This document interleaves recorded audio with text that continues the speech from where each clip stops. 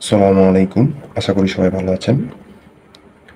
আপনারা ইতিমধ্যে হয়তো জানেন যে 18তম নিবন্ধন চূড়ান্ত রেজাল্ট প্রকাশ হলেই 19তম নিবন্ধনের সার্কুলার প্রকাশ করবে এনটিআরসি।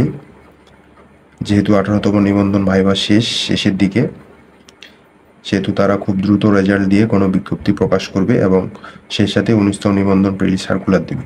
আর আপনারা জানেন প্রিলি পরীক্ষায় মূলত 3টা বিষয় ফোকাস করতে হয়। একটা হলো আপনার বিসিএস প্রিভিয়াস কোশ্চিন যত আছে, প্রাইমারি এবং নিবন্ধনের প্রিভিয়াস যত কোশ্চিন আছে, এগুলো আপনারা ফলো করলেই ইনশাল্লাহ 19তম নিবন্ধন আপনাদের পরীক্ষা প্রিলি আপনারা উতরে যাবেন। তো সেই জন্য আমরা প্রথমে বিসিএস এর যত প্রশ্ন আছে প্রিভিয়াস, বাংলা, ইংরেজি, গণিত, সাধারণ জ্ঞান, এগুলো আমরা শেষ করব। পাশাপাশি পরবর্তীতে যেগুলো অন্যান্য বিভিন্ন পরীক্ষায় অনেকবার এসছে, এই প্রশ্নগুলো আলোচনা করব, গুরুত্বপূর্ণ প্রশ্নগুলো পরীক্ষায় আসার মতো।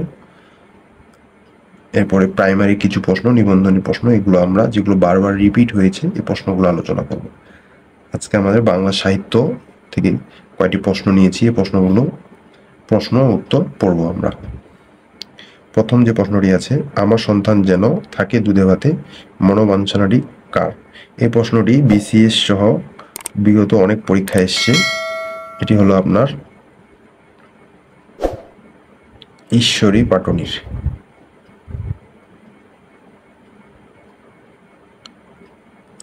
ঈশ্বরী পাটনি।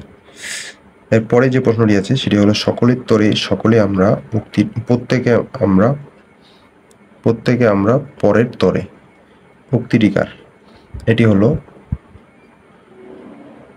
কামিনী রায়ের উক্তি। এই চরিত্র কিন্তু বিসিএস বেশি আসে, নিবন্ধনেও হয়তো দেখবেন প্রিভিয়াস থেকে রিপিট করলে বিসিএস এর, আর বিসিএস এর প্রশ্নই কিন্তু ম্যাক্সিমাম নিবন্ধন প্রাইমারি সহ পরীক্ষাগুলোতে এসে থাকে, করে থাকে তারা রিপিট। সেক্ষেত্রে দু একটি চরিত্র অনেক সময় অনেক পরীক্ষায় আসে। সেটি হলো খোকা ও রঞ্জু মাহমুদুল হক এর কোন উপন্যাসের চরিত্র? এটি হলো জীবন আমার বোন। এই উপন্যাসের চরিত্র হলো খোকা ও রঞ্জু। বহিপীর কোন ধরনের রচনা? আপনারা জানেন বহিপীরের লেখক হচ্ছে শহীদ ওয়ালিউল্লাহ। এটি হলো নাটক। বহিপীর একটি নাটক। এরপরে শহীদ ওয়ালিউল্লাহর আরেকটি রচনা, সেটি হলো চাঁদের অমাবস্যা। এটি হলো চাঁদের অমাবস্যা উপন্যাসের যুবক শিক্ষকের নাম কি? যুবক শিক্ষকের নাম ছিল আরেফ আলী। এগুলো আমরা 44তম বিসিএস থেকে পড়তেছি।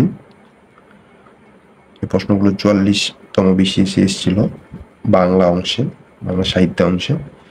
আনোয়ারা উপন্যাসের রচয়িতার নাম কি? আনোয়ারা উপন্যাসের রচয়িতার নাম ছিল নজিবুর রহমান।